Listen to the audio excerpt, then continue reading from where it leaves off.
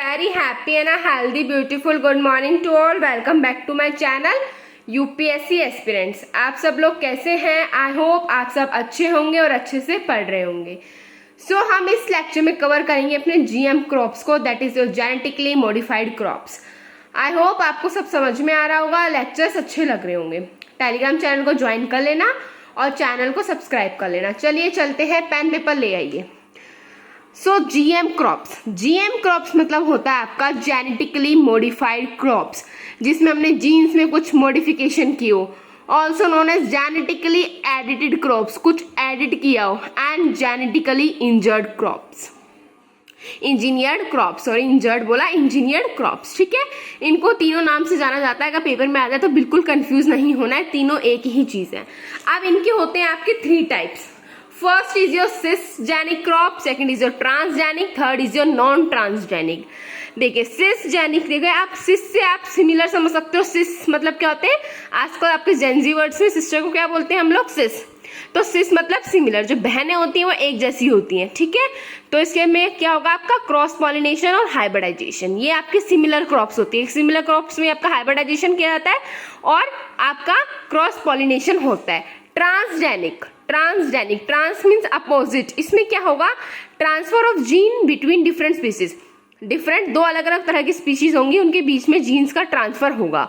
Required extensive risk assessment, popular in modern agriculture. इसमें थोड़ा risk थोड़ा ज्यादा रहता है और ये मॉडर्न कल्चर में बहुत ज्यादा पॉपुलर है। Then third is a non transgenic crop. इसके अंदर ना तो एडिशन ऑफ जीन होता है, ना ही रिमूवल ऑफ जीन्स होता है। ठीक है, आई होप आपको ये तीनों टाइप्स इसके क्लियर होंगे।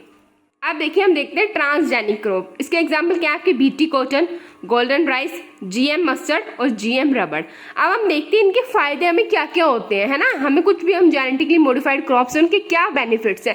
पहली बात तो आपका प्रोडक्शन अच्छे खासे लेवल पे होगा, higher production.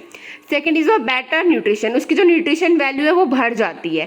Third is your herbicide tolerance, मतलब ये जो वीड्स हैं, जितने भी हर्ब्स जो उग जाते हैं पेड़ों के साथ में, उसके साथ क्या है, ये हर्बिसाइड टॉलरेंट है। ठीक है, देन पेस्ट रेजिस्टेंस, कीड़े वगैरह से क्या है, ये रेजिस्टेंट है, इसमें जल्दी से पेस्ट नहीं लगते हैं।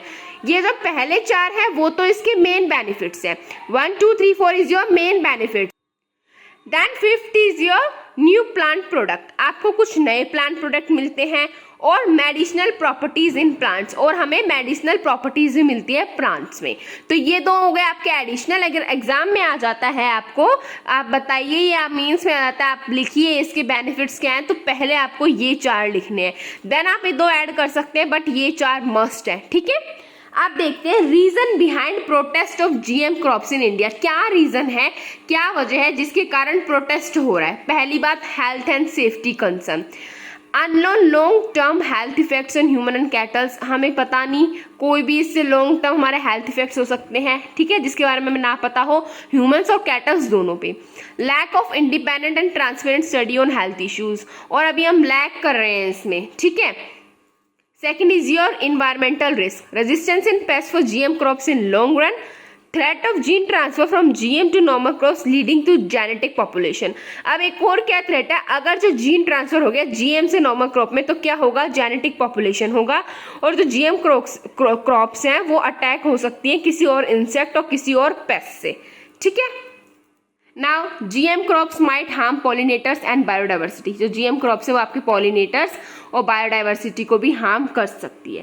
Then third is your commercial reason. Commercial reason क्या है? MNCs, multinational companies for GM seed will establish MNCs monopoly in Indian agriculture. अगर ऐसा हो गया तो भाई हर जगह आपको एमएनसीज ही दिखेंगी, ये अपनी एक मोनोपोली बना लेंगे अपने इंडियन एग्रीकल्चर में। इसकी वजह से क्या होगा, increase input cost in agriculture for small and marginal farmers, उनके लिए काफी ज्यादा महंगा हो जाएगा। Then fourth is your political and legal reasons. Multiple court cases are going on challenge approval of GM crops. बहुत सारे केसेस आपके चल रहे हैं इस पे लेके कि आपको GM crops को सर्टिफाइड करना चाहिए या नहीं करना चाहिए। Opposition from state government, example Kerala and Tamil Nadu.